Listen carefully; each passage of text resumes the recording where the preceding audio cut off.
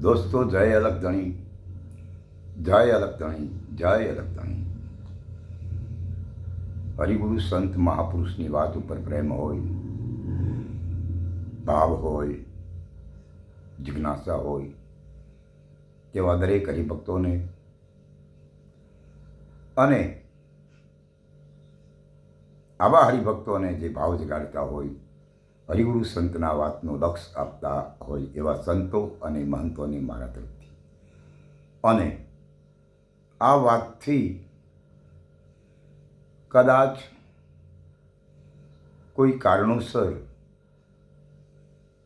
કોઈ હરિભક્ત અહીંયાથી હટી ગયા હોય તો એને પાછા એની મૂળ ભૂમિકા ઉપર જેમ છે તેમ આબાદ કરાવવાની કોશિશ કરતા હોય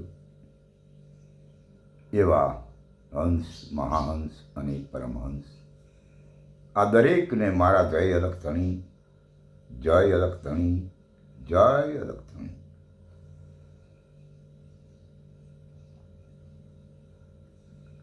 દોસ્તો, હરિગુરુ સંત મહાપુરુષની વાત દરેક મહાપુરુષના હૃદયમાં છે. અને જે વાત છે ને ગુરુ મહારાજના દેશની અગમ અગોચર નિરંતર પદ નિર્વાણ, એ ભૂમિકા એવી છે જ્યાં કોઈ સંપ્રદાય નથી, કોઈ વાળા નથી. તો આપણી વાળામાં શા માટે રહેવું? જે મહાપુરુષ દલ ભીતરથી પ્રેમથી નિજાનંદની વાત કરતા હોય અને નિજાનંદ જ સાબિત રાખવાની વાત કરતા હોય, નિરંતરની જ વાત સમજાવતા હોય, તો આપણે ત્યાં ઊભું રહેવું જોઈએ.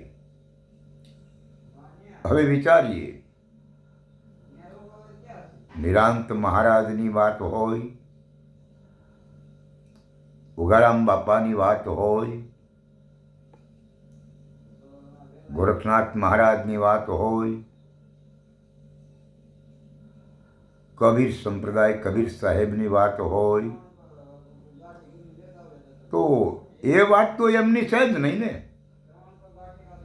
કારણ કે એ લોકો ક્યાંકથી લાવ્યા છે ને, એને એના ગુરુ મહારાજે આપી છે. વાત તો ગુરુ મહારાજની છે. પછી કોઈ સંપ્રદાયના મહાપુરુષો એમ કે આ અમારા સંપ્રદાયની વાત છે, તો એ તો મોટી ભૂલ કહેવાય. ગોરખનાથ મહારાજને એમના ગુરુ મહારાજે આપી છે વાત, એ નાથ સંપ્રદાયની વાત કહી ન શકાય. વાત ગુરુની છે. નિરાંત મહારાજને એમના ગુરુ મહારાજે આપી છે વાત, આ નિરાંત મહારાજની વાત નથી. વાત ગુરુ મહારાજની છે. વાત કોઈ વ્યક્તિની નથી. વાત વ્યાપક પરમાત્માની છે. વાત અગમ અગોચર ઘરની છે. વાત બેગમ દેશની છે. વાત હરિગુરુ સંતના મુખની છે. અને પછી જો હવે દાવા કરવા માંડી જઈએ ને, તો એ કેટલા અંશે વ્યાજબી ગણાય. ફક્ત ગુરુદેશની વાત છે, ગુરુ મહારાજના લક્ષની વાત છે, અભય પદની વાત છે. અને અભય પદની જે પ્રાપ્તિ કરાવે ને, એ સત્ય છે.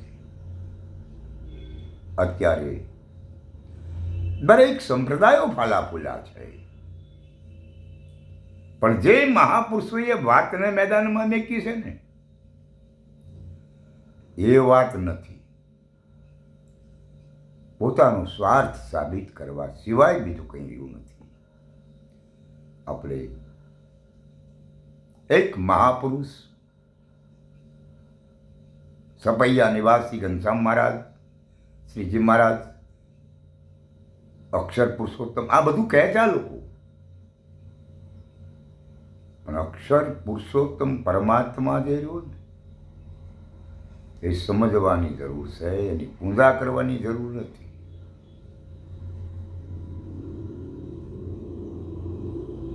શ્રીજી મહારાજે રામાનંદ પાસેથી ભીખ માગીને વાતની કે હે મહાપુરુષ, મને જીવ અને શિવની એકતા કરી બતાવો. જીવ અને શિવની એકતા સદગુરુ મહારાજ સિવાય કોઈ ન કરી બતાવે. અને કદાચ કોઈ કહી જાય તો મને તમને એ સમજી ન શકાય. જ્યારે રામાનંદ મહારાજ શ્રીજી મહારાજને જીવ અને શિવની એકતા કરી બતાવે,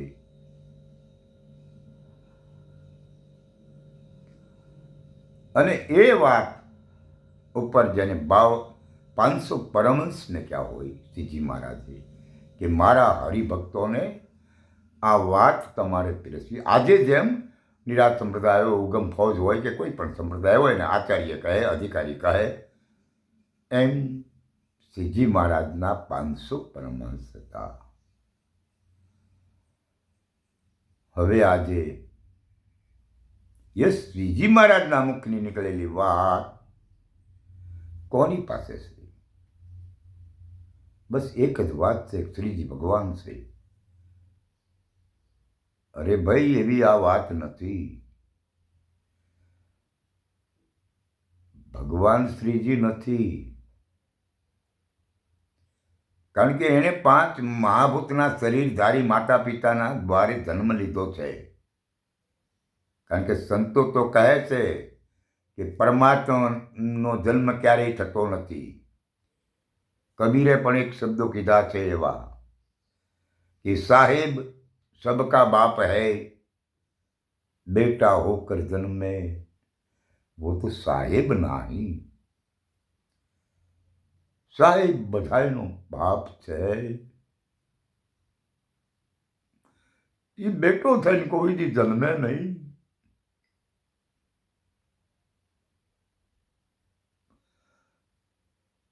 અને જે બેટો થઈને જન્મો હોય એને પરમાત્મા કહી દેવો ને, ભૂલ ભરેલી વાત છે. અક્ષરાતીત પરમાત્મા અનુભવમાં આવે. બાકી આ દૃષ્ટિથી દેખાય ને, એ તો બધી માયા છે. મેરી શામ કી, મેરી પરમ તત્વ પરમાત્મા કી. એટલે સમજવાના ઘરમાં જવાની દરેકને જરૂર છે. અખંડ આનંદને માણવો હોય તો આ પક્ષો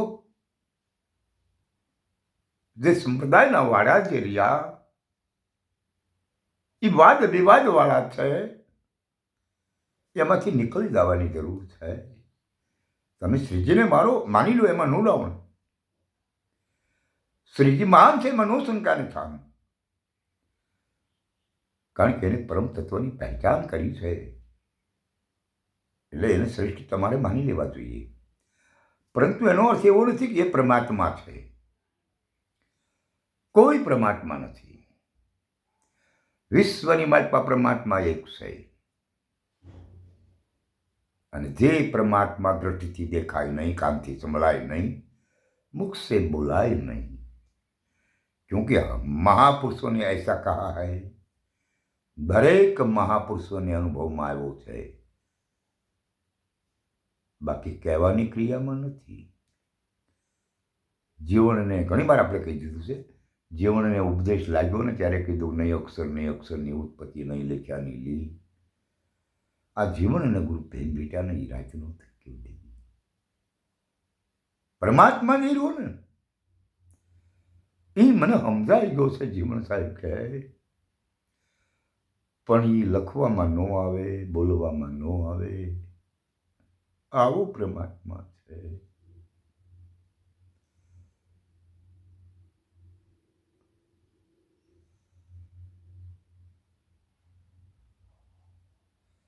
નિરંતર ભાસ તમારો છે નાથ. એ મારે તમારે જે અંતર રહ્યું ને, એમનું અંતર જ્યાં સુધી હશે ને ત્યાં સુધી હરિગુરુ સંતનો મત મને તમને નહીં સમજાય. માટે આ અંતર ભાંગ્યા વિના ઉભરો નહીં આવે, થાય નહીં દિલની સાચી વાત. માટે એવા હરિગુરુ સંતનું ચરણ સ્વીકારી લેવું જોઈએ.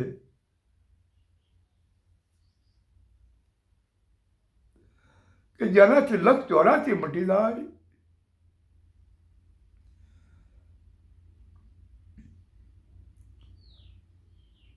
ભાવનાઓ બધી સમાઈ જાય.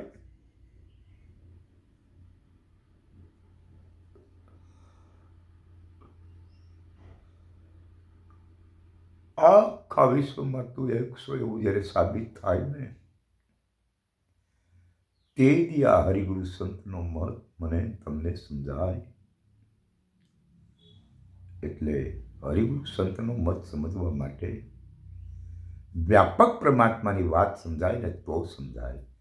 માટે એવા સાચા નિષ્ઠાવાન અને શ્રોત્રિય બ્રહ્મનિષ્ઠ સદગુરુનો સહારો લેવો જોઈએ. અને ત્યાં જઈ હરિગુરુ સંતની વાતની આપણે માંગણી કરવી જોઈએ. માટે આ જરૂરી છે. જય અલખતણી, જય અલખતણી, જય અલખતણી.